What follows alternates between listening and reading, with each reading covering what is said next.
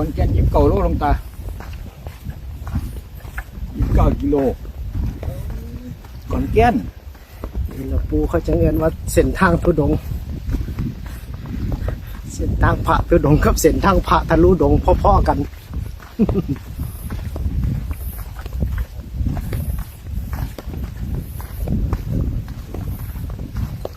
ทางงาน27 โล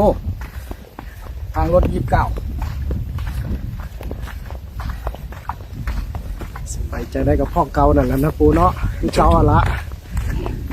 งานแต่เศร้าหอดคำคือเก่านั่นละปู่เอ้ย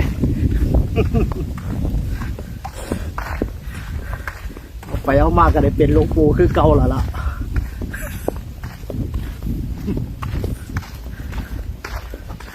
กูมันบ่เปลี่ยนบ่แปลงหยังเลยคือเก่าหมด